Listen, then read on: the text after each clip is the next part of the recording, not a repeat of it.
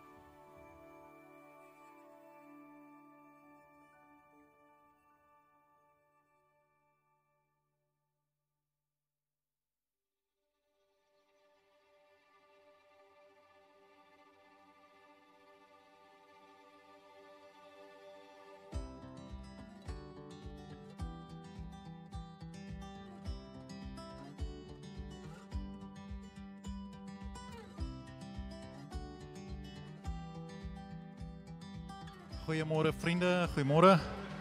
Hartlik goeiemôre almal. Beweeg gerus in. Dan gaan ons begin. Gryp jou laaste koffie. Hier's baie plek hier voor. Maak net seker die familie van die mense wat doop het 'n plekkie, maar skuif asseblief in en kom sit lekker naby.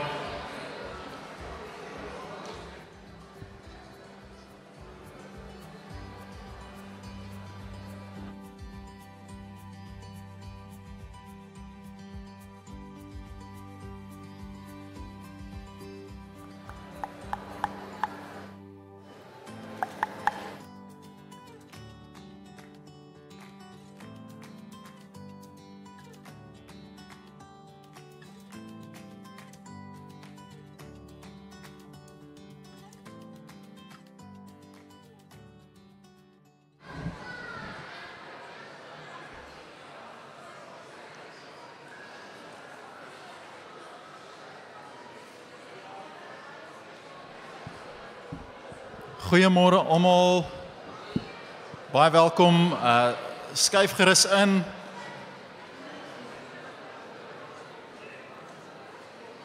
Neem gerus julle plekke in. Nou gaan ons afskop met hierdie erediens vanoggend.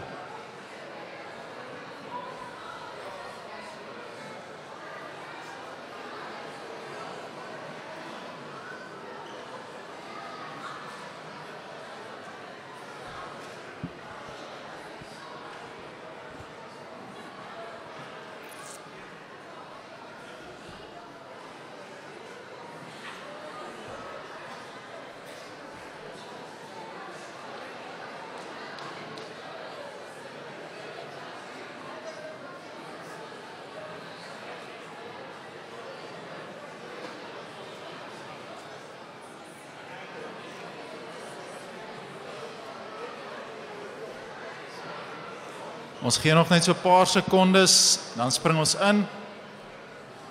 Hier's nog lekker baie plek hier voor. As jy dalk familie is of vriende is van die mense wat doop en jy's 'n besoeker, hier's baie lekker plek hier voor waar jy welkom is om te kom sit. En dan die ou ligpunters, as die familie nie van daai geleentheid gebruik maak nie, hardloop gerus vorentoe en kom sit hier naby.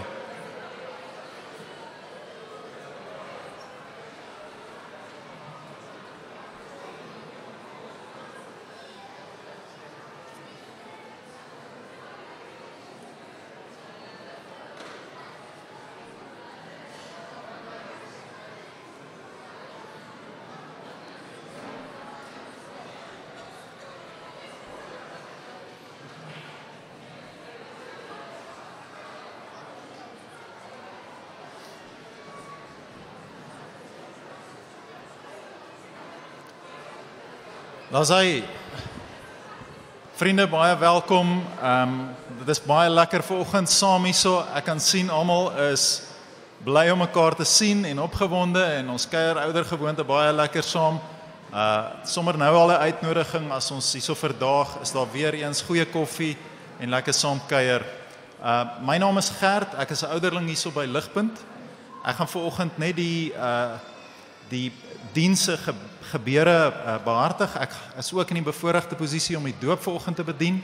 So daarom 'n baie spesiale welkom aan al die familie van diegene wat vanoggend doop, as ook vriende en die besoekers hierso by ons. Julle is hartlik welkom en ons hoop dat julle ook die fees van die evangelie saam met ons gaan vier. Vriende, ons het net 'n paar vinnige afkondigingsorde reëlings. Meeste van julle is vertroud hiermee, maar dan spesifiek ook vir die besoekers. Ons het 'n kinderbediening tydens die erediens, wat beteken jy kan met 'n baie geruste hart jou kind aan ons toevertrou, waar hy of sy ook die evangelie sal hoor vanoggend. Ons gaan 'n paar liedere sing en dan gaan ons doop en die kinders gaan hierso voorkom sit en hulle gaan kan kyk na die doop terwyl ons dit doen en direk daarna gaan hulle verdaag. So wanneer hulle dan verdaag, sal julle sien hulle beweeg uit hierso na hulle klassies toe. As jy dalk enigsins onseker is waarna om te gaan, net hier agter as hulle uitbeweeg, sal hulle vir Maryke sien. Daar moet nou 'n foto van Maryke wees. So soek vir Maryke Grobbelaar. As jy enigsins onseker is en stap saam met haar, sy sal vir jou baie mooi wys. Die meeste van die kinders kom hier bo by mekaar waar hulle eers saam sing en die heel kleintjies gaan reguit na hulle klasse toe, maar Maryke sal vir julle presies kan wys waarna toe om te gaan. Reg. Vriende, dan laat ek net ook noem dan die ouer ouens. So die kinderbediening is vir ouens wat 5 jaar oud, 3 jaar oud is tot by graad 5 en dan die ouer ouens, die senior laerskool ouens, die graad 6 en 7 is. Ons noem hulle die kadette. Julle gaan ook vandag uitbeweeg en julle stap saam met Tannie Janine, of soos ek dink julle haar noem, Janine. Goed. Vriende, ons is besig met 'n preekreeks. Wat ons gewoonlik by Ligpunt doen. Ons hou daarvan om in die Here se woord in te duik aan die hand van 'n reeks en ons is besig met 'n preekreeks met die naam Kruispad. Soos wat ons stap na Paasnaweek toe, soos wat ons in die belangrikste gebeurtenis op ons Christenkalender vier, stap ons saam met Jesus deur die evangelie en ons kyk na Matteus en dit oudergewoonte gaan ons vanoggend weer doen, so net 'n bietjie konteks dan vir diegene wat besoekers is. Ons is besig met die kruispad uit Matteus. Ek gaan vir ons bid en dan spring ons in hierdie wonderlike geleentheid in vanoggend. Kom ons maak die oë toe en ons rig ons harte na die Here toe.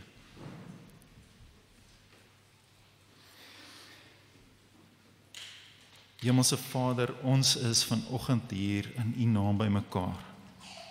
Ons loof U dat ons weet U is saam met ons hier. Here, dit is ondenkbaar dat U die heerser, die heilige skepper van alle realiteit, saam met ons hier is vanoggend. Ons weet, Here, dit is net moontlik deur U genade, deur dit wat U Seun vir ons gedoen het. En daarom loof ons U. Ons bid, Here, dat ons vanoggend helder en duidelik U boodskap kan hoor en dat ons met veranderde, versterkte harte hier sal wegstap om U naam te verheerlik in ons normale lewe. Ons bid dit in ons Koning Jesus se naam. Amen. Liewe vriende, ons het 'n God, ons het die God wat ons dien, wat ver bo ons elkeen se verstand werk. En sy gedagtes is nie ons gedagtes nie. Ons het die Here wat ons dien, en as ons na ons skepping kyk en ons staan op hierdie planeet en ons dink aan die heelal wat afspeel aan die buitekant van hierdie planeet en hoe groot dit is en op wat se stoffie op 'n stoffie ons eintlik is, dan is ons eerste reaksie gewoonlik om klein te voel. Maar dis nie die punt wat die Here wil maak vir hom en vir haar wat in hom te vind is.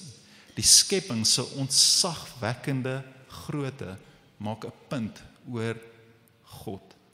Dit maak 'n punt oor God, dit maak 'n punt oor ons relatief tot God. En daarom behoort dit ons met blydskap en gerusheid te vervul vir die van ons wat in die Here glo. So ek wil hierdie aan julle voorhou vanoggend soos wat ons harte rig net voordat ons gaan sing na Here toe. Hy sê in Jesaja: "Ja, my planne is nie julle planne nie en julle paaie is nie my paaie nie," is die uitspraak van die Here. Want soos die hemel hoër is as die aarde, so is my paaie hoër as julle paaie en my planne is hoër as julle planne. Vriende, elkeen van ons hier vanoggend, is ek 100% seker, het sy eie bekommernis, het sy eie verwardheid en frustrasie. Elkeen hier vanoggend het iets wat moontlik op sy hart is. Party meer as ander, maar daar is definitief iets. En ons sukkel dalk vanoggend om sin te maak van hierdie wêreld. Ek wil vra dat ons nou vir 'n oomblik stil word voor hierdie God wat sê, sy gedagtes is hoër as ons en in gerusheid toetree. Sy onbetwisbare en goeie karakter loof terwyl ons saam sing en daarin rus. Goeiemôre vriende van die musiekspan se kant af, familie ook, baie welkom aan julle elkeen. Kom ons staan en sing ons saam tot eer van ons Koning Jesus.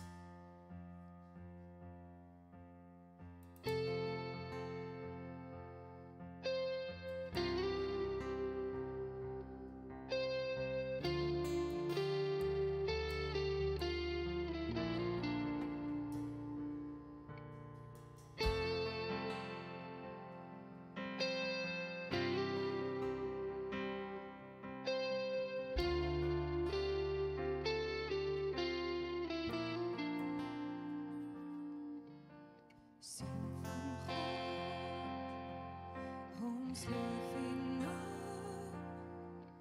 want U het geleef en gesterf en opgestaan. U het opgevaar en sit nou aan die regterhand as koning van die heelal. Daarom bring ons lof aan U, die Seun van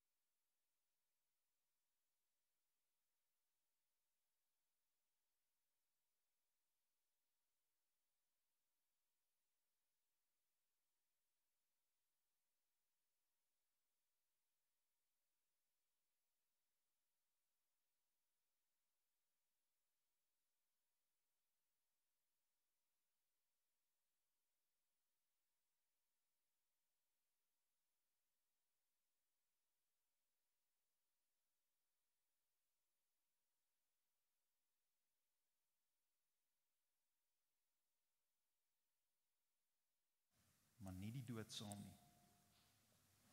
Maar wie kry die dood? Iemand gaan dood, né? Jesus kry daai dood. Ouens, die Here gee dan vir ons die doop as 'n teken van 'n realiteit wat binne in onsself gebeur, dat ons is nou los van ons sondes, en ons is dood vir ons sondes, en ons het 'n nuwe lewe. So ons gaan nou daarna kyk, dis waar ons is by die storie, die Here maak alles perfek, en het val, en hier's waar ons in die storie is. Jesus sit ons agterna. So ons gaan hierdie doop doen, sodat ons beter kan verstaan, hoe hierdie werk, sodat hierdie boodskap, deur ons koppe na ons harte toe kan gaan, en laat dit daar so lê, en marineer soos 'n vleisie voor ons ombraai in ons harte, en dat ons dit makliker kan vertel vir ander mense, sodat ons vir hulle kan vertel van doop. Dis hoekom die Here dit vir ons gee, 'n fisiese teken van 'n innerlike realiteit. En die hart van hierdie evangelie is dat die Here kom, die hart van die evangelie, ouens, is dat die Here kom en hy sê vir elkeen van julle ouens wat in my glo, geld nou wat vir Jesus geld. Dis die wonderlike nuus. Wat vir Jesus tel vir my, vir ek en jy, as ons in Jesus glo. Right. Ons is deel van hom, ons is dood en ons lewe weer, ons is dood vir sonde, ons is skoon gewas, en ons het al die seëninge wat Jesus sin was, word ons sinne. Reg. Nou, niemand word vanoggend 'n Christen omdat hy gedoop word nie. Elke iemand wat gedoop word moet self besluit om te glo. En eers dan word hierdie goeders regtig erg vir hom of vir haar. En ons vertrou die Here dat op die regte tyd, deur die werk van sy Heilige Gees, dat elkeen van hierdie babatjies wat gedoop word vanoggend, gaan begin glo dat die storie wat ons oor vertel vanoggend, dat dit waar sal word vir hulle. Ek gaan nou vra dat die doopouers hierso langs my kom staan. Dan gaan ek vir hulle ietsie vra. Die Louws, die Kreers en die Barnards, kom staan asseblief net hierso langs aan my.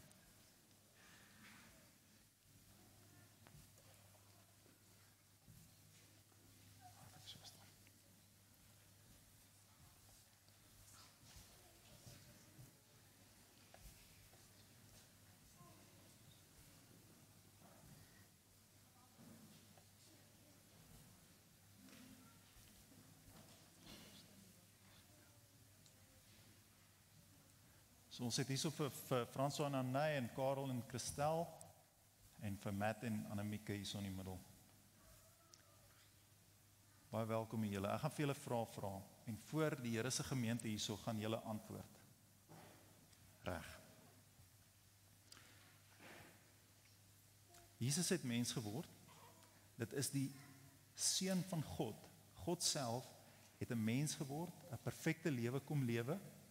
Hy het 'n plaasvervangende dood in ons plek kom sterf, en hy het uit die dood uit opgestaan, en hy regeer oor alles vandag, oor alles wat bestaan, oor alle realiteit, en hy keer binnekort weer terug na ons toe. Die vraag is, vriende, glo julle dit? Wat is julle antwoord? Erken julle dat ons, almal, elkeen van ons, van nature verlore is, sondig is, behoeftig is, en dat ons enigste hoop in lewe en in sterwe, ons koning Jesus is? Wat is julle antwoord? Is julle bereid om vandag, voor die mense hierso, julle by Jesus en sy kerk te skaar? Wat is julle antwoord? Liewe vriende, julle wat hier sit, wat kerk is julle bereid om almal wat vanoggend hierso is, hierdie mense en hierdie kinders te herinner aan dit wat die doop simboliseer, aan dit wat hierdie teken beteken, soos wat hulle groot word en soos wat hierdie mense elke dag saam met ons lewe, sodat ons in genade onsself op Jesus alleen beroep. Is julle bereid om hulle daarvan te herinner met woord en daad? Wat is julle antwoord?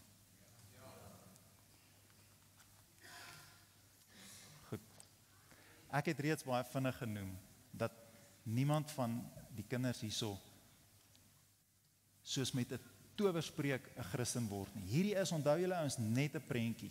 Dis soos 'n padbordjie wat wys na dit wat Jesus gedoen het. Waar is ons in ons storie? Perfek geskape, alles wonderlik, die mens val in sonde, want hy's liewer vir homself as die Here. Jesus sit ons agterna, hy maak 'n oplossing, sodat ons nie moet doodgedoop word nie, sodat ons kan lewe in die doop. Ons gaan nou oor om hierdie kinders te doop.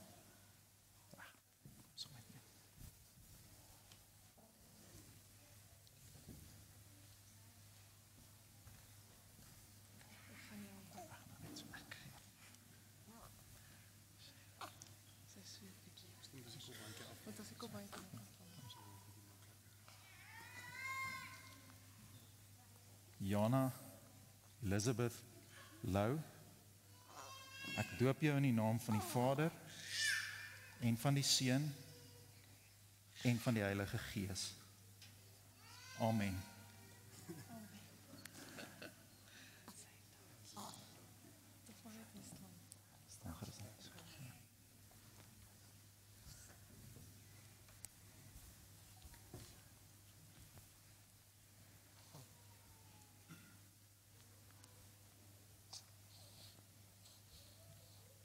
Anna Sophia Barnard, ek doop jou in die naam van die Vader en van die Seun en van die Heilige Gees. Amen.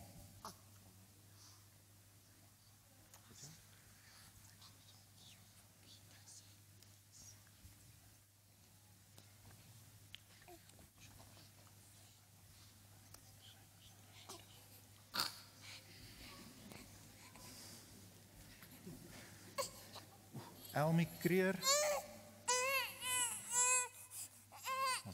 Elmie Kreer, ek doop jou in die naam van die Vader en van die Seun en van die Heilige Gees.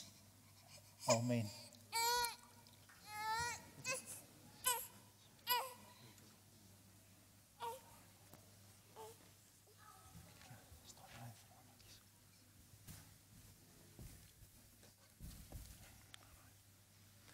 Vriende, ons kan nie uit ons eie aan die Here vashou nie. Die goeie nuus is dat ons redding is so sterk soos wat Jesus aan ons vashou. Nie so sterk soos wat ons aan hom vashou nie. En daar is niemand sterker nie. Geen mag in realiteit sterker as hy nie.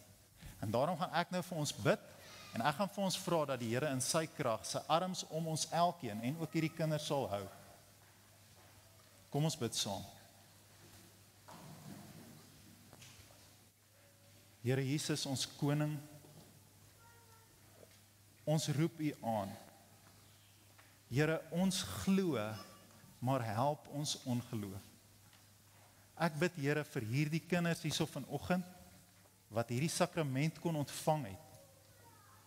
Ek bid, Here, dat U hulle sal begenadig. Ek bid, Here, dat U hulle ouers sal seën om hulle harte te begelei na U toe. Ek bid, Here, dat hierdie teken 'n realiteit sal word vir hulle. Soos wat hulle groot word, hulle geloof in U kan plaas en dat hulle die vreugde en U liefde mag ervaar elke dag. Omdat ons dit nie uit ons eie kan doen, Here, roep ons na U toe. Ons roep U aan en ons bly by U. Ons sit ook met vreugde, Here, soos wat ons weet. Niks kan ons uit U hand gryp nie. Mag ons U elke dag in daai realiteit loof en prys. Ek bid in die besonder, Here, vir hierdie ouers, met hulle doopbelofte wat hulle gemaak het en die teken wat hulle ontvang het vir hulle kinders hier, en dat hulle hierdie kinders sal kan laat opgroei naby aan U. Dis 'n moeilike taak, Here, en ons het U nodig daarvoor. En ons bly dit in volle vertroue van ons koning Jesus. In sy naam. Amen. Nou julle. Vriende,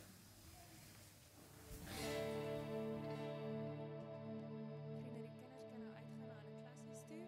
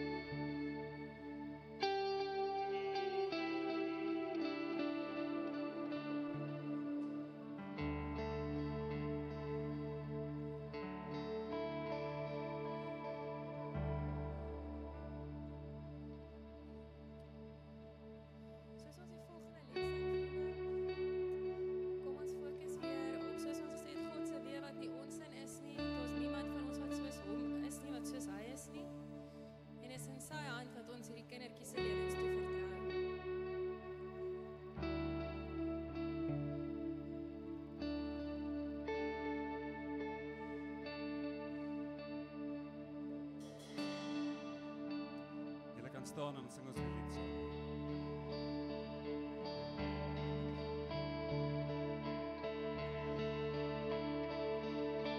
Who is like you, Father, the source of life and love, an overflowing fountain in spirit and the sea. Abba, our Father, hallowed be your name. Reigning high in heaven, receive our grateful praise. Who is like you, Jesus, the Son most glorious, the fullness of the Godhead, who came in flesh for us. Savior, Lord Jesus, hallowed be your name. Risen now in power, the Lamb for sinners slain.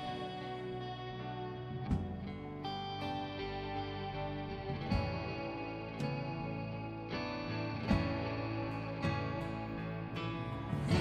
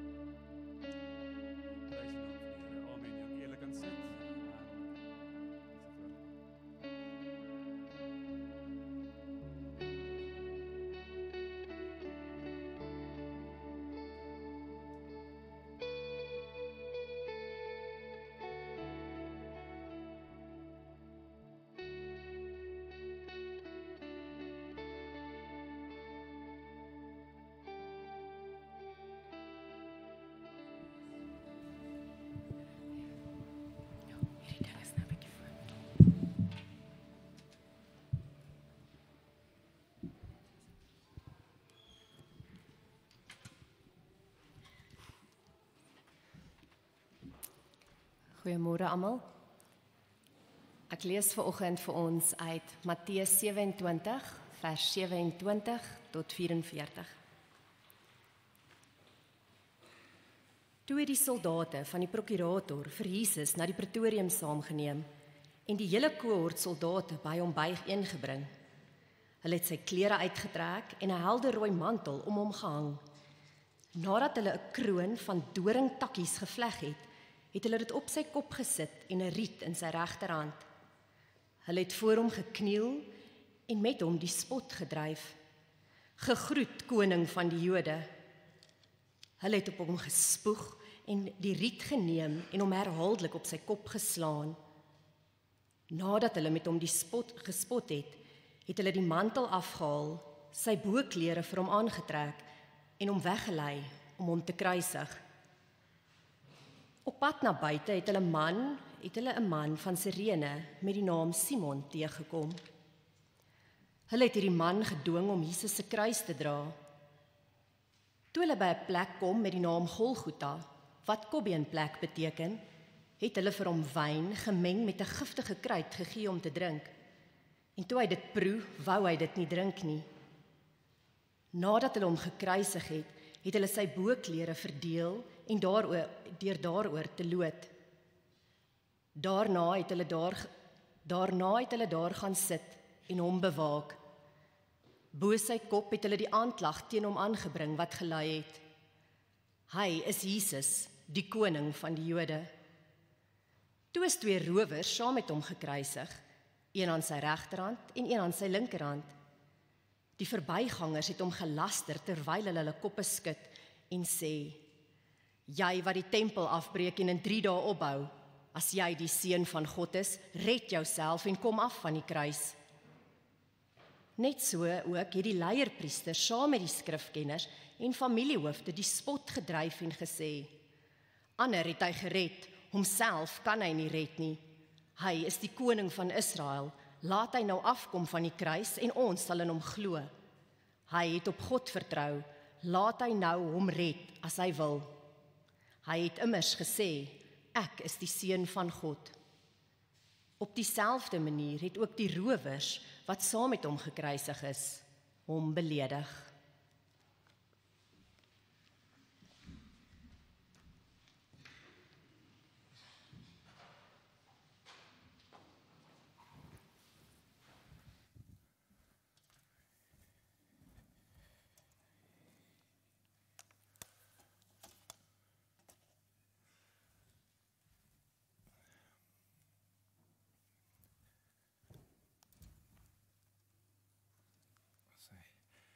Vriende, goeiemôre en van my kant af ook baie welkom. Is so groot voorreg om vanoggend hier saam te wees as God se mense. So groot voorreg om familie en vriende by ons te hê vir die doop. Baie welkom, is lekker om julle by ons te hê. Soos Gert reeds gesê het, is ons besig met ons reeks in Matteus 26 tot 28 en ons kom vanoggend by die kruisiging. Soos wat ons oploop na Paas-Sondag toe volgende naweek. En so, ek gaan vra dat die Here ons genadig sal wees, dat hy ons sal help om hierdie goedes wat in hierdie teks is, hierdie diep en ryk teks raak te sien vanoggend. Het is geweldig bemoedigend as ons God se woord met vars oë kan beskou en dit met ons kan praat, sodat ons hom kan sien vir wie hy werklik is. So kom ons bid saam en vra dat die Here ons genadig sal wees. Vader, ons dankie dat ons vanoggend al reeds kom bely dat u weer is ver bo ons weer. U verstand is ver bo ons verstand. Wat u verstaan, wat u insien, wat u besig is om te doen, is vir ons baie keer baie moeilik om te verstaan of om in te sien. Ons is beperk, maar u is nie beperk nie. U is in staat om enigiets te doen en u is deurlopend besig om vir ons goed te wees. U is deurlopend besig om vir u wêreld goed te wees. En so Vader, soos wat ons vanoggend by die kruis kom en wat ons dalk swakheid mag sien of swakheid in ons eie harte mag beleef. Vader, help ons om u verlossing te sien. Help ons om Jesus te sien vir wie hy werklik is. En help ons, Vader, om ons vertroue in Jesus te plaas. Help ons asseblief deur u Gees om u stem te hoor en verander ons, Vader. Verander ons, vernuwe ons, versterk ons. En help ons om die mense te wees wat u ons geroep het om te wees. Ons vra dit in Jesus se wonderlike naam. Amen. net gou die tegnologie weer aan die gang kry.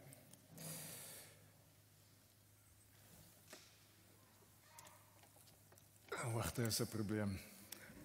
Vriende, in 1995 het Alanis Morissette 'n lied geskryf, Ironic. Nou ek weet nie wie in 1995 al met ons was nie en nog minder van ons kan seker onthou van 1995 af. Maar dis 'n baie bekende lied.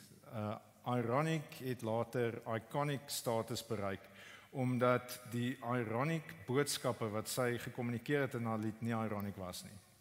En so sy sing oor die lewe wat ironic is. Sy sing an old man turned 98. He won the lottery and died the next day. Isn't it ironic? Nee, dis nie ironies nie, dis tragies. Sy sing verder, it's like rain on your wedding day or a free ride when you've already paid. Weer eens, nie ironies nie. Ironies is wanneer, ironie is 'n literêre tegniek of is 'n gebeurtenis waar dit wat op die oppervlak plaasvind, verskil van dit wat in werklikheid gebeur. En so, as 'n stoere vegan wat baie ingestel is, wat totaal ingestel is op gesondheid, as daai toewyding dan lei tot brosbene van min kalsium, aanhoudende moegheid van te veel vesel en te min kalorieë en bloedarmoede weens 'n tekort aan yster en sosiale isolasie as gevolg van rigiede eetgewoontes, dan is dit ironies dat die vegan se toewyding tot gesondheid die teenoorgestelde effek het. Dis 'n ironiese voorbeeld. Of as iemand hulle troue van buite af na binne toe skuif omdat hulle bang is dit gaan reën en dan bars 'n pyp binne en dan oorstroom die troue. Dit is ironies. En so wat Alanis Morissette verduidelik, haar voorbeelde is nie ironies nie, maar waarin sy reg is die lewe is ironies. Is baie interessant, die tegniese fout wat sy gemaak het oor haar verstaan van ironie, het oor tyd gelei tot meer sukses as wat mense sou verwag.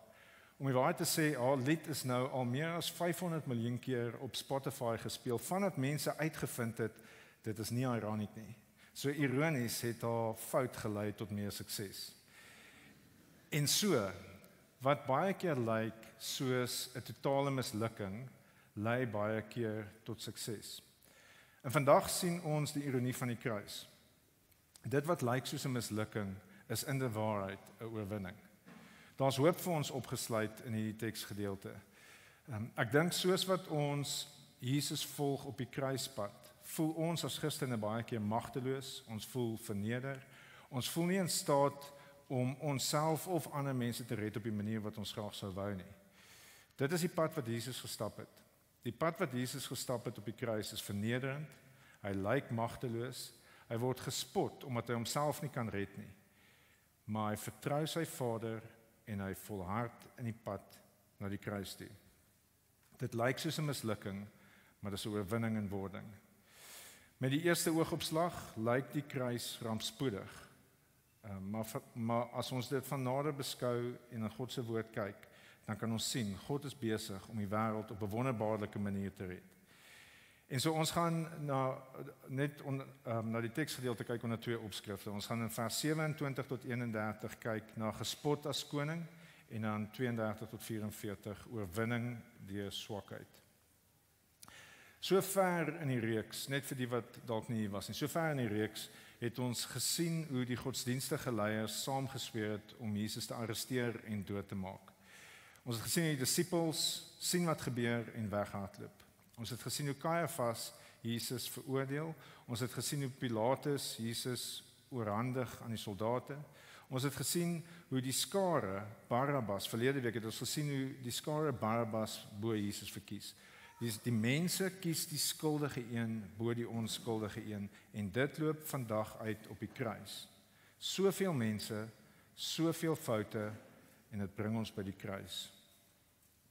Nou in vers 27 tot 31 sien ons hoe Jesus gespot word as koning. Die soldate bespot hom, hulle trek sy klere uit, hulle trek vir hom 'n mantel aan, 'n rooi mantel as royalty. Hulle sit vir hom 'n doringkroon op. Hulle gee hom 'n rietstaf en dan maak hulle asof hulle aan hom hulde betoon. Hulle buig voor hom neer en hulle sê, "Hail the King of the Jews," en dan slaan hulle hom met die riet en hulle spoeg hom en ons sal nou sien in die Ou Testament, hulle het sy baard getrek, hulle verneder hom, hulle bespot hom as die koning. En so wat behoort ons te sien soos wat ons na hierdie toneel kyk in vers 27 tot 31? Die Ou Testament, soos wat ons al klomp kere in Matteus gesien het, is die sleutel vir ons om te verstaan wat hier aan die gang is. In die Ou Testament, in Jesaja, is die profeet, verduidelik die profeet, hy noem eerstens vir Israel die seun van God, die dienaar van God. Maar die dienaar Israel, wat veronderstel was om 'n lig vir die nasies te wees, faal, want Israel is ontrou. En dan profeteer Jesaja van in die dienaarsliedere van 'n dienaar, die dienaar wat sal kom om verlossing te bring vir die wêreld. Verlossing deur selfopoffering. En ons sien in die 3de dienaarslied hoe hierdie bespotting homself uitspeel. Ons sien hoe die bespotting homself uitspeel, hoe het voorspel is dat Jesus so bespot sou word. En ons sien weerskante van die bespotting, sien ons wat Jesus gedink het, soos wat hy aan die kruis gehang het. En so kom ons lees dit saam. Kom ons lees Jesaja 50 van vers 4 af saam. In vers 6 sien ons die bespotting, vers 4 en 5 sien ons wat Jesus gedink het en weer na 6 en 7. So hierdie is wat gebeur. Hierdie is Jesaja 50 wat voorspel is wat sou gebeur. En hierdie is wat Jesus dink, soos wat hy aan die kruis hang. Dit is my Heer, Adonai, die Here, Yahweh, wat in my 'n vaardige tong gegee het, sodat ek kan weet hoe om vermoeides met 'n boodskap op te beer. Elke oggend maak hy my wakker. Hy wek my oor om soos 'n leerling te luister. En so dit is wat Jesus dink soos wat hy aan die kruis hang. Hy dink hy is besig om toegerus te word om deur die bespotting om ons te kan bemoedig soos wat ons bespotting verduur. Soos wat ons deur vernedering gaan, word Jesus aan die kruis in staat gestel om ons te bemoedig. Kom ons lees aan vers 5. My Heer, die Here, het my ore oopgemaak en ek was nie opstandig nie. Terugdeins het ek nie. My rug het ek gehou vir die wat my slaan en my wange vir hulle wat my baard uitpluk. My gesig het ek nie verberg vir smaad en speeksel nie, vir beledigings en spoeg nie. En so die bespotting wat Jesus ontvang, die marteling wat Jesus ontvang en verduur, help ons. Dit is om hom in staat te stel om ons lewens te verstaan en met ons te kan simpatiseer en om ons te kan bemoedig. En hy kan dit doen, want kyk waar is sy vertroue. Dit is die Heer, dit is my Heer, die Here, wat my te hulp kom. Daarom voel ek nie verneder nie. Daarom het ek my gesig soos 'n vuurklip gemaak. Ek het geweet dat ek nie beskaamd sou staan nie. En so Jesus beleef al die goedes aan die kruis, of op pad kruis toe op hierdie stadium nog. Hy beleef al die goedes soos die soldate hom martel, en hy vertrou en volhard dat God besig is om sy doeleindes te bereik. Dit wat die soldate van hom sê, is ironies besig om waar te word. Hy is ironies besig om die koning te wees. Wanneer hy stof gaan lê en ons kyk terug na die kruis, dan is dit baie duidelik, Jesus is nie verneder nie, hy is verheerlik soos wat hy homself vir sy mense neergelê het. Hulle bespot hom as koning, want hulle voel asof hulle mag oor hom het. Maar hy is die een wat besig is om bekroon te word as koning, want hy is besig om sy mense te red. Jesus beliggaam ware koningskap. Die Engels is dalk 'n meer behulpsame manier van 'n stel. Wat lyk soos vernedering is die embodiment van ware koninklikheid. Ek gaan probeer illustreer. Daar's 'n brandweerman wat op 'n toneel aangejaag kom. Dis 'n huis wat brand, die huis brand vinnig. Daar's swart rook wat al uitkom en almal anders is te bang om in te gaan. Maar hy hoor 'n kind binne in die huis roep. Die brandweerman, sonder om te bekommer oor sy eie welstand, hardloop in die huis in en dit bly donker en stil in die huis begin in duie te stort. Die mense dink dit is verby. Die mense dink die brandweerman het verloor. Maar die brandweerman kom dan uit met sy gesig swart van die roet en bloed oral oor hom, kom hy uitgesukkel met die kind in sy arms. Die mense wat daar rond staan, spot hom. Hulle sê vir hom, kyk hoe lyk jy? Jou gesig is vol roet, jy's swart, jy loop snaaks. Sien, die brandweerman is besig om as redder uit die vertrek uit te tree. Hy is besig om 'n redder te beliggaam en die mense sien net dat dit lyk asof hy val. En so Jesus is besig aan die kruis, soos wat die soldate hom bespot net voor die kruisiging, is hy besig om as koning op te tree. Hy beliggaam ware koningskap. En so wat beteken dit vir ons, die van ons wat Jesus as ons koning sien? Hoe behoort ons dan teenoor Jesus op te tree, as dit die waarheid is van wat hy daardeur gegaan het? Ek dink die eerste ding wat ons behoort te doen, is ons behoort met opregte eerbied teenoor Jesus op te tree. Jesus het homself laat verneder vir ons onthaalwe. Dis soos as jy by die werk verby die boardroom loop en jy hoor hoe jou baas se baas op hom afgaan oor 'n fout wat jy gemaak het. Jou baas gooi jou nie onder die bus nie, jy hoor van buite af. Jou baas gooi jou nie onder die bus nie. Hy vat die vernedering, hy vat die straf en hy doen niks nie, sodat jy okay kan wees.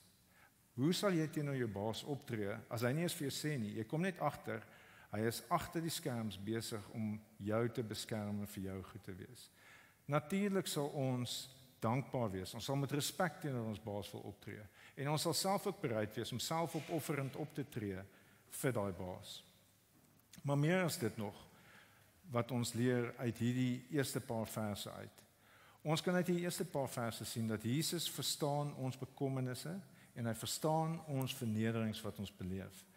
God gee vir hom, soos wat hy die vernedering beleef, gee vir hom 'n oor om te hoor en 'n tong om ons te bemoedig. En ek dink nogal, baie van ons as groot mense verstaan belediging, maar ek dink ons kinders, wanneer hulle as Christene wil optree, wanneer hulle besig is om te wil goed doen, kan baie keer vernedering op 'n baie diep manier beleef. Ek dink baie keer by die skool, as 'n kind nie saam met die stroom gaan van om ander kinders te bespot nie, en hulle wil iemand wat bespot word beskerm, dan beleef hulle vernedering. Of as hulle nie self iets wil doen wat die ander doen nie, want hulle sê dit is verkeerd om dit te doen, dan beleef hulle vernedering. En so ons kinders weet baie keer hoe dit is om die regte ding te wil doen en te verneder te word daarvoor. Maar ons as groot mense is nie sonder dit nie. Wanneer ons 'n goeie ding by die werk wil doen, kan ons maklik verneder word. Of wanneer ons tussen ons vriende nie die verkeerde ding wil doen nie, kan ons baie maklik verneder word. Jesus verstaan ons vernedering. Hy verstaan vernedering op 'n baie diep manier. En ons kan na hom toe kom vir bemoediging. Ons sien in Hebreërs 4 presies dit. Ons sien dat Jesus verstaan ons swakheid. Hebreërs 4 vers 15 sê, want ons het nie 'n hoëpriester wat nie medelee met ons swakhede kan hê nie, maar een wat soos ons in alle opsigte versoek is en sonder dat hy gesondig het. Laat ons dan met vrymoedigheid na die troon van genade nader, sodat ons ontferming en genade kan ontvang om op die regte tyd gehelp te word. En so Jesus bemoedig ons soms deur 'n preek, soms bemoedig hy ons deur die liedere wat ons gesing het. Ek wens ons kon meer sing vandag, want dit het my geweldig bemoedig. Soms bemoedig hy ons deur gebed, soms ander mense se gebed, soms ons eie gebed. Soms bemoedig hy ons deur, soos wat ons na ons kinders se geloof kyk, of ons vriende se geloof kyk, en dit bemoedig ons. God het Jesus oorgelewer aan die soldate, sodat hy presies kan verstaan waardeur ons gaan, en sodat hy ons kan bemoedig, sodat ons kan volhard en God kan vertrou, dat God weet waarmee hy besig is. Jesus word bespot as koning, maar ironies genoeg word hy bekroon as ons koning. Ek gaan dit weer in Engels, die Engelse woorde lui so half net die klokkie 'n klein bietjie anderster. Hier is wat ons sien ter opsomming in vers 27 tot 31. Jesus is min gepla oor die optics van die verlossing. Jesus gee baie meer op van die substance van wat 'n ware koning is. Jesus is 'n ware koning, hy's 'n goeie koning en ons sien dit in vers 27 tot 31. Tweedens, in vers 32 tot 44 sien ons Jesus behaal die oorwinning deur totale swakheid. Dit is die swakheid, dis die fisiese swakheid van Jesus wat gekommunikeer word in daai verse. Dis weer eens baie ironies. Ons sien eerstens Jesus kan nie sy kruis self dra nie, hy het hulp nodig. Hy het Simon van Sirene nodig om te help om sy kruis te dra. Hy is fisies baie swak, die Jode het hom geslaan, die Romeine het hom gegeesel, hy is dors, hulle gee vir hom iets wat nie lekker is nie, hy probeer dit drink, maar hy proe, dis wyn en asyn, en dan drink hy dit nie. Hulle vat sy klere, daar's niks wat hy kan doen om sy klere te beskerm nie, hy kan nie sy eiendomsreg beskerm nie. Die soldate bespot hom, hulle sit 'n aanklag bo hom, hulle probeer hom verneder deur te sê, hy is Jesus, kyk hier die ou in die kruis, hy is Jesus, die koning van die Jode. En hy word nie in 'n paleis gehang nie, hy word tussen die kriminele gehang, hy word geag om 'n krimineel te wees. En soos wat die mense verbyloop en hulle kyk na hierdie tragiese toneel, hierdie bespotting, kan hulle nie help om hulle koppe te skud vir hierdie ou wat gedink het hy is die koning nie. Hulle grap met hom en hulle spot hom. Hy is die koning, maar kyk hoe verneder die Romeinse soldate hom. Hulle speel met hom soos met 'n speelding. Hoe belaglik. Hoe swak kan iemand wees? Hulle gebruik sy eie woorde teen hom, vers 40. Jy wat die tempel afgebreek het en in 3 dae opbou, as jy die seun van God is, red jouself en kom af van die kruis af. Sien hierdie kommentaar drup van ironie. Dit drup van ironie, want dit is juis omdat Jesus besig is om ander te red, dat hy nie homself red nie. Dit is juis omdat Jesus die seun van God is, dat hy aan die kruis bly. Maar hoe weet ons verseker dat hierdie oënskynlike nederlaag, hierdie rampspoedige gebeurtenis van die kruis, die swakheid wat ons sien, hoe weet ons dit is oorwinning? Weer eens, die Ou Testament help ons om te sien hoe hierdie gebeurtenis 'n oorwinning is. En ek gaan vra dat Pieter weer vir ons daai tabel opsit asseblief. So al die versies in Matteus, daar's meer as hierdie is net 'n paar verwysings uit die Ou Testament wat vir ons die konteks gee. So ons Matteus 27 vers 34 is 'n ekho uit Psalm 69 vers 21. Hy het vir my gif gegee vir spys en in my dors het hulle my asyn laat drink. Psalm 22 vers 35 is Psalm 22 vers 19. Hulle verdeel my klere onder mekaar en hulle lood oor my boklere. Vers 38 is Jesaja 53 omdat hy sy lewe blootgestel het aan die dood en by oortreders gereken is. Vers 39 en 40 is Psalm 22 vers 8. Almal wat my gesien het, dryf met my die spot. Hulle gryns en skud die kop. Vers 41 tot 43, Psalm 22 vers 9. Wend jou tot die Here en laat hy hom bevry. Laat hy hom red as hy hom goedgesind is. Matteus 27 vers 44, Jesaja 53 vers 3. Hy is verag, deur mense verlaat, 'n mens van smarte, bekend met siekte, soos iemand vir wie 'n mens jou gesig verberg. Hy is verag en ons het hom nie geag nie. En so wat is Matteus besig om vir ons te sê? Dit is baie duidelik, hy het 'n baie ryk Ou Testament agtergrond in sy kop soos wat hy doen. Hy is besig om vir ons te bewys dat Jesus is nie swak nie. Jesus se liefde was te sterk om iets vir homself te doen. Die enigste manier waarop sondaars gered kan word, is wanneer Jesus die straf vir sondaars op homself neem. Die onskuldige vir die skuldige, Jesus in ons plek. Uit die Ou Testament is dit vir ons baie duidelik, Jesus het presies geweet wat hy doen toe hy aarde toe gekom het. Jesaja 53 vers 12 sê, hy het egter die sonde van baie gedra, vir oortreders het hy ingetree. Jesus is nie swak nie, Jesus tree in, hy tree in die gemors in, hy tree in die wêreld, 'n gebroke wêreld in, om sondaars te red. Wat lyk soos 'n absolute magteloosheid, is 'n koning wat verlossing verdien. Hy hang in die kruis en word gespot as die koning, sonder klere, maar sy krag lê in sy vasbeslotenheid om ons te red, ongeag die koste vir homself. Mens kan dink hoe teleurgestel die disippels moes wees hulle het nou net gedink dinge begin beter te lyk, hulle het begin hoop dat dinge gaan beter gaan, en dan word hulle koning so angswekkend en so aaklig verneder en in 'n kruis gehang. Wat hulle nog nie gesien het nie, is dat hierdie koning se oorgawe nie swakheid is nie. Dis 'n strategie, dis 'n liefdesstrategie. Sy dood is 'n lokval vir die dood self. Elke belediging wat na hom geslinger word, is 'n spyker in die dood se doodskis. Elke druppel pyn 'n betaling vir sonde. Terwyl die skare spot, hy het ander gered, hoekom red hy nie homself nie? Spreek hulle 'n dieper waarheid. Dit is juis omdat hy nie homself red nie, dat hy ander kan red.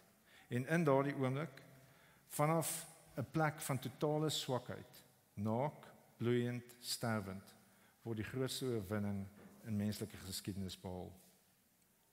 Jesus het sy Vader vertrou en volhard in die roeping wat God op sy lewe geplaas het. Die goeie werk wat Jesus vir ons aan die kruis gedoen het, het nie goedkoop gekom nie. Ek hoop is baie duidelik sigbaar. Dit was nie vir Jesus maklik om vir ons genade te bewerkstellig nie. Sy genade het hom baie gekos. Sy genade, die genade wat ons dag vir dag beleef, het Jesus geweldig baie gekos. Ek sluit vir ons af. Ons leer baie uit die ironie van die kruis. Dinge lyk soms soos 'n gemors, maar in God se ekonomie kan dit uitloop op glorie. Soos wat Jesus gespot is en gekruisig is, word hy gekroon as die koning van die heelal. Die koning wat die wêreld red van sonde, die dood en die duiwel. Ons voel baie keer vir God om sy doeleindes in ons lewens te kan bereik, moet ons sterk wees, of ons moet uitgesorteer wees, of ons moet baie spesiaal wees om God se werk te kan doen. En dis nie die waarheid nie. As ons kyk na die kruis en wat Jesus vir ons gedoen het in swakheid, kan ons rustig wees dat God kan deur ons werk en sy doeleindes bereik. Selfs al is ons swak, selfs al voel ons verneder, selfs al het ons nie dinge onder beheer nie. Ons hoef maar net vir God te vertrou en te volhard in 'n eenvoudige Christenlewe. Dit is God wat deur ons werk om sy doeleindes te bereik. Soos wat 2 Korintiërs 12 vers 9 sê, maar hy het vir my gesê, my genade vir jou is genoeg, want my krag word in swakheid volbring. Daarom sal ek my baie liewer op my swakhede beroem, sodat Christus se krag my kan beskik. Terwille van Christus verheug ek my in swakhede, beledigings, ontberings, vervolgings en benoudhede. Want wanneer ek swak is, juis dan is ek sterk. In die week, 3 voorbeelde. In die week het ek met verskeie mense gesels. Ek beskou hulle as redelike volwasse Christene. Die eerste een was by 'n geleentheid wat ons saam kyk, The World Needs a Father, is 'n reeks waardeur ons werk. En een van die paas het gesê, en al die paas kom met hom identifiseer. Een van die paas het gesê, ek ken nie teologie, ek weet hoe ek veronderstel is om te wees by die huis as ek van die werk afkom. Ek weet ek is veronderstel om geduldig te wees en mense te ontmoet waar hulle is en te weet kinders is kinders. Ek weet dit, maar wanneer ek by die huis kom, gebeur dit nie. Hoe kan ek dit reg kry om dit wat ek weet te wees? Wat die kruis vir ons sê, is die Here se genade is vir ons genoeg. God kan sy doeleindes met ons bereik, selfs al is ons swak. Ons kan na hom toe kom vir vergifnis. Dis nie ons krag wat God gebruik om sy doeleindes te bereik nie. Dis Jesus wat aan die kruis vir ons sondes gesterf het. Dis Jesus se geregtigheid wat vir ons stel en daarom kan ons volhard en vertrou. Die tweede persoon wat gekommunikeer het dat sy sukkel met swakheid is 'n vrou wat sê sy weet sy moet haar identiteit in Jesus vind. Sy moet haar identiteit vind in God se liefde vir haar. Maar sy kan nie anderster as om die hele tyd haar waarde te vind in die werk wat sy doen nie. En dit breek haar. Dit breek haar dat sy nie haar identiteit op die regte plek kan vind nie. En dieselfde is waar vir haar. Die storie van die kruis, die ironie van die kruis is, dis nie omdat sy dit kan regkry dat God haar kan gebruik nie. Inteendeel. Dis omdat sy aan Jesus moet vashou dat God haar kan gebruik. Dis omdat sy na Jesus toe moet hardloop vir genade dat God sy doeleindes in haar lewe kan bereik. Die laaste voorbeeld is 'n ou wat hy's 'n besigheidseienaar en hy sê hy ken nie versies, hy ken Filippense. Hy weet hy is nie veronderstel om angstig te wees nie. Hy is veronderstel om na God te bid en die vrede van die Here te ervaar. Maar wanneer die druk op hom is dit soms vir lang seisoene wat hy geweldig angstig is. Hy weet hy skiet tekort en dit waartoe God hom roep. Die bemoediging van die kruis is, moenie laat jou swakheid dink God kan jou nie gebruik nie. Dis Jesus se vasberadenheid aan die kruis wat vir ons die weg na God toe oopgemaak het. Al wat ons nodig het om te doen is om in God die Vader te vertrou en te volhard in die Christenlewe. God kan ons lewens gebruik. Al lyk ons dinge soms swak en rampspoedig en dan voel ons nie asof ons sterk genoeg is nie. Jesus is nie sterk gelyk aan die kruis nie, maar God was besig om sy doeleindes te bereik, om vir die wêreld verlossing te bring. God kan ons gebruik wanneer ons in Jesus se werk aan die kruis vertrou en volhard. William Cowper, hier laaste storie. William Cowper was 'n Engelse digter en gesangskrywer in die 1600s. Hy was iemand wat vertroud was met sy eie swakheid op 'n baie diep manier. Hy het geweldig gesukkel met depressie. En sy vriend John Newton het vir hom gesê: "Ek kan jou nie help nie. Ek kan jou nie help met jou swakheid nie. Maar ek kan vir jou sê, gaan na Jesus toe met dit. Gaan na God toe met dit. Worstel met God in jou swakheid. Hy kan jou bemoedig." En wat William Cowper gedoen het, is hy het begin om te skryf. Hy het begin skryf oor dit wat hy beleef, soos wat hy God beter leer ken het en God se weë beter leer verstaan het. En op die einde het hy 'n lied geskryf met die titel God Moves in a Mysterious Way. En die interessantheid van die lied is, dit is juis omdat William Cowper sy swakheid verstaan het, dat hy 'n lied geskryf het wat nou honderde jare later nog steeds mense bemoedig. Hy het iets verstaan van hoe God in die wêreld werk. En so ek gaan vir ons ter afsluiting lees. God moves in a mysterious way.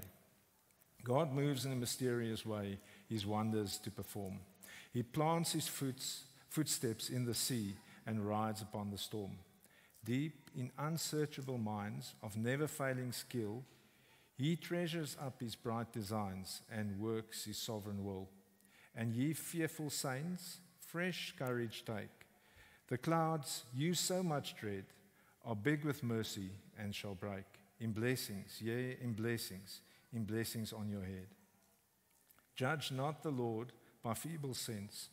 Moenie dit wat jy kan sien aan die Here toeskryf nie. Moenie die Here beperk met dit wat ons met feeble sense, met ons sintuie kan ervaar nie. Judge not the Lord by feeble sense, but trust him for his grace. Behind a frowning providence, he hides a smiling face. His purposes will ripen fast, unfolding every hour. The bud may have a bitter taste, but sweet will be the flower. Wanneer die blommetjie nog in sy bolletjie is, mag dit dalk bitter proe. Maar wanneer die blom uitkom, sal dit soet wees. Kom ons bid saam.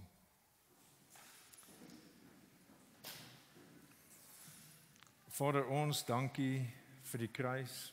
Ons dankie vir die manier waarop U vir Matteus in staat stel om ons te help om die kruis op 'n ander manier te sien. Vader, dit wat vir ons lyk soos 'n rampspoedige vernedering en 'n verlies.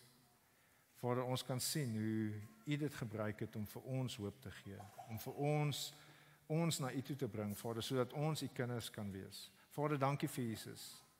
Dankie vir wat Jesus vir ons in die kruis gedoen het. Dankie vir die bespotting wat hy ervaar het. Dankie vir die swakheid wat hy beleef het om ons te red. Vader, sal U ons help om na Jesus toe te kom vir bemoediging, wetende dat hy verstaan ons, hy verstaan ons vernederings, hy verstaan ons swakheid, hy verstaan die pyn wat ons beleef. Jesus, sal U ons bemoedig, sal U deur die Gees in ons harte werk, sal U U woord met ons laat praat, sodat ons, wanneer ons swak voel, met hoop kan uitgaan en kan aanhou om U te vertrou en te volhard in die goeie dinge waartoe U ons geroep het. Dankie vir die kruis. Mag dit die ding wees waar rondom ons lewens afspeel. Ons vra dit in Jesus se wonderlike naam. Amen.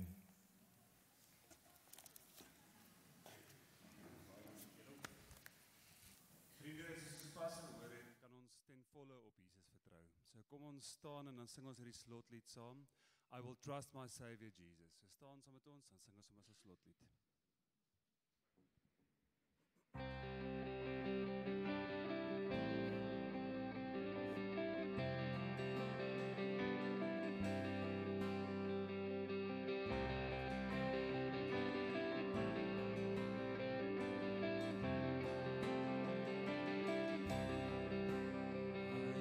Trust my Savior Jesus when my darkest doubts befall.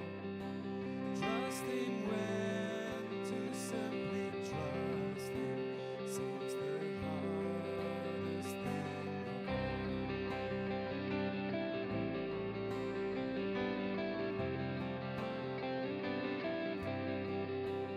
I will trust my Savior Jesus. Trust Him when my strength is small, for I know the shield of Jesus is the safest place of all. Jesus, only Jesus, help me trust You more and more.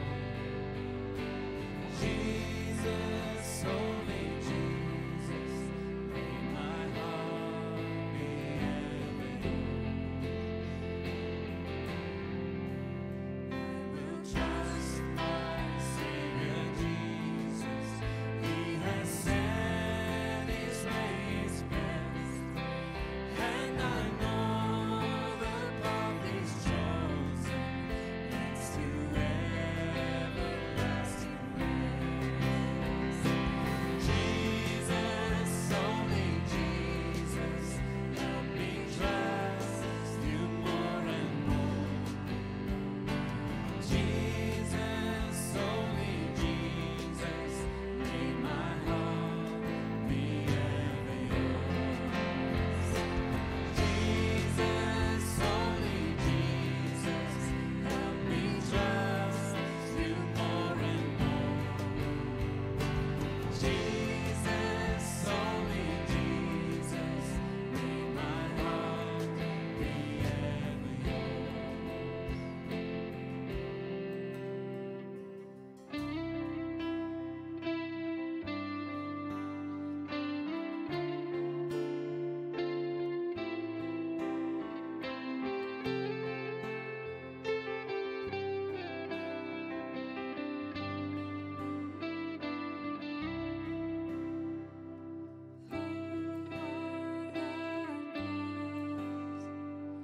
How it was seen, I can go now, ever trusting in the one who died for me. What can I bring? For Your gift is from me. So I trust You, simply trust You, Lord, with every part of me.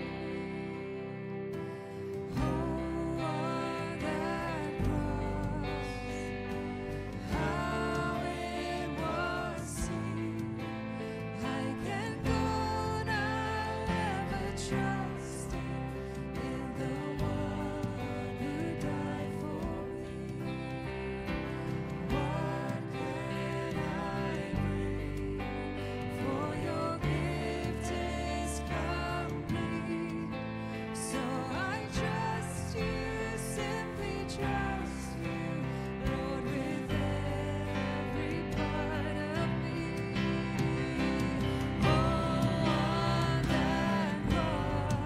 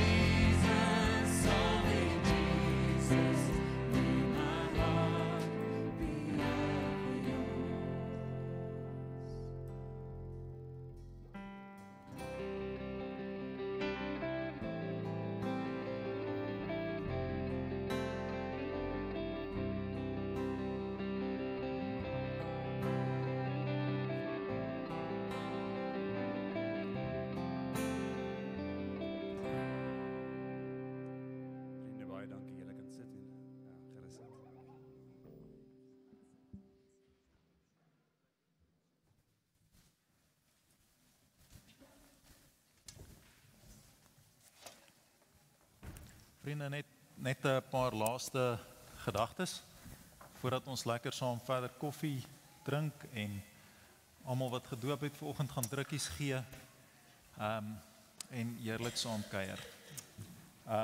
Die eerste ding, as jy dalk enigiets meer wil weet van Ligpunt, as jy dalk wil deel word van ons as geloofsgemeenskap, net iets wil hoor, gaan gee asseblief jou naam op, gaan gesels asseblief daar agter by die tafel, ons noem dit die kontakpunt tafel. Daarso staan Obi en Natasha, hulle sal baie graag met jou wil gesels. Daar's ook goeie boeke om te kry, daar's so maak asseblief 'n draai daar as jy 'n bietjie meer wil weet van Ligpunt. Dan ons gaan nou na die diens, soos wat ons hier uitbeweeg, ek self gaan hier agterbly, Marley gaan hier so wees en Elo wat gepreek het. Hulle het blou lanyards aan, as jy dalk nie weet wie hulle is nie, kom asseblief na ons toe as jy enige voorbereiding nodig het, as jy enige nood ervaar, as daar iets is op jou hart, iets wat jy wil deel, dalk selfs as jy jou hart vir die Here wil gee, kom asseblief hier na vore, ons sal baie graag saam met jou wil bid en van jou wil hoor. Ons gaan net hier so voor bly staan. En dan enige verdere nuusgebeure, gaan kyk asseblief agter op die blaadjie, daarso is allerhande RSVP skakels vir goeders wat plaasvind, gaan lees dit asseblief, kyk daardeur. Ons het natuurlik nou 'n lang naweek wat kom. Ons het Paasfees. So ons is vol uitsien na hierdie komende naweek, wanneer ons op 'n baie spesifieke manier die Here, ons Here en Koning se dood en opstanding gaan gedenk. So hierso is 'n diens, Vrydag die 18de om 9:00. So kom asseblief 9:00 hierso, jy gaan nie alleen hier wees nie. Ons sien uit om elkeen hierso te sien. So kom asseblief Vrydag en dan natuurlik ook Sondag. Dan gaan ons deur hierdie aangrypende belangrikste oomblik van alle realiteit saam dink in die Here se woord. So asseblief wees hierso. Laaste ding julle ouens, ons het natuurlik die Church Center app. As jy hom nog nie gedownload het, maak seker jy doen dit. Daar sal hulp wees vir jou daar agter by die tafel. Vra vir enige iemand, ons het al 'n paar keer daaroor gepraat. Gaan lees asseblief al die nuwe nuus wat daarop is vir April. Reg.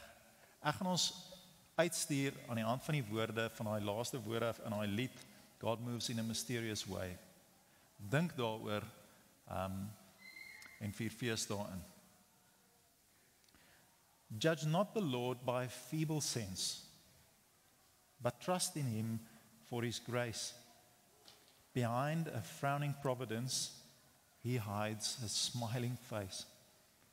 Mag elkeen van julle daardie gesig van ons Here ontmoet. Lekker Sondag verder.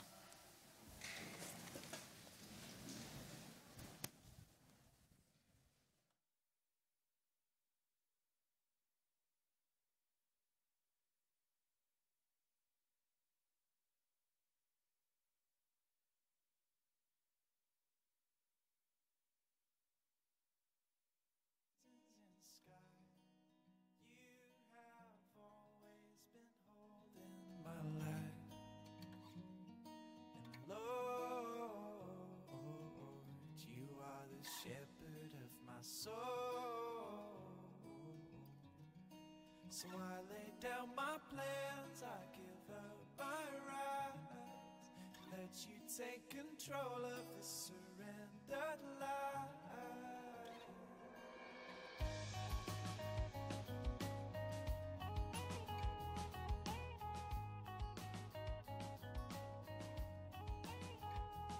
So I put my trust in the one who created the stars and the sun. Oh, you are eternally kind, all